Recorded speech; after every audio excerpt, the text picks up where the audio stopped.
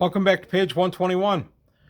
I've been in the mood to look at monsters lately, and I just thought I'd take a look at these guys. I used one of these in a campaign or a game recently out of the monster manual. I'm looking at Treants.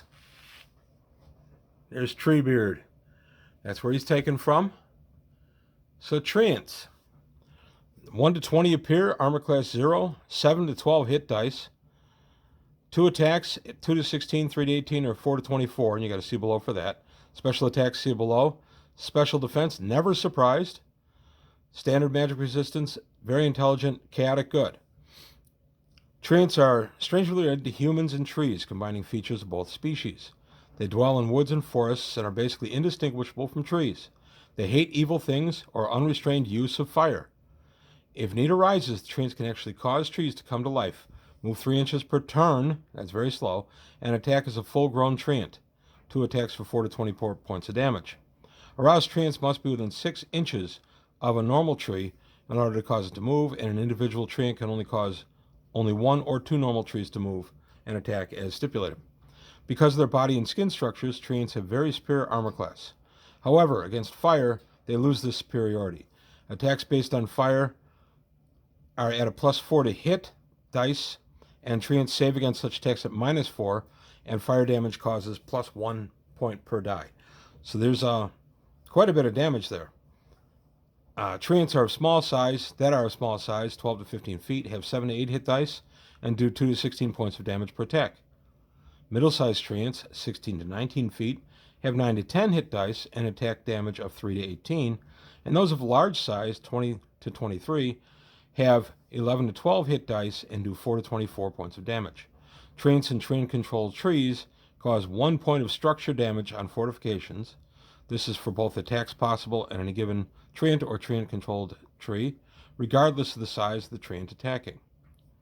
A Treant lair will typically be a vast cave screened by many plants and trees. Treants resent greatly uninvited entrance into such a place. So a Treant. Well, wait a minute. What can you do with these guys? They're chaotic good. They just stand around. They guard the trees. They're kind of slow moving. Well, they move 12 inches, but the trees themselves, interestingly here, it says 3 inches movement per turn. I think they meant per round. I think that's typo. At least that's how I've chosen to interpret it. But 3 inches or a round is still really slow. It's only a quarter the speed of your average player character or a Treant itself. So how can you use Treants? Well, there's a couple of ways we use them at my table. I've used them as adventure hooks for parties. They're in a forest and they get approached by a Treant to go take care of this problem or that problem in the Treant's forests. I've used that several times. I also recently used a Treant just as a curiosity. The players were passing through a town, and to their surprise, walking down Main Street was a Treant. And he walked through the town. A lot of the children ran out and climbed him while he was moving, and he's very careful to make sure that the children are safe and catches any that might slip. And then he stops down the street for a little ways, and then he stands for a while.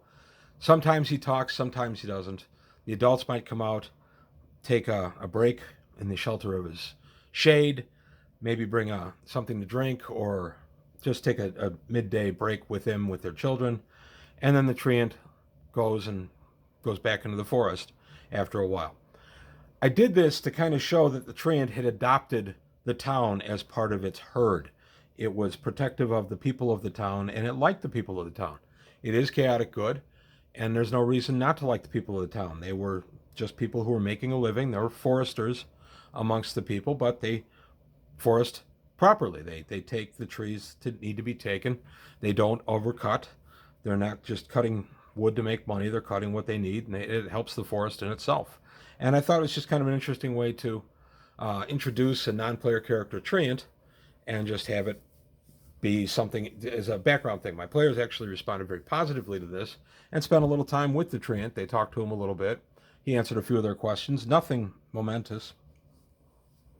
And it wasn't anything but set decoration for the campaign, but it ended up being pretty effective. I liked it.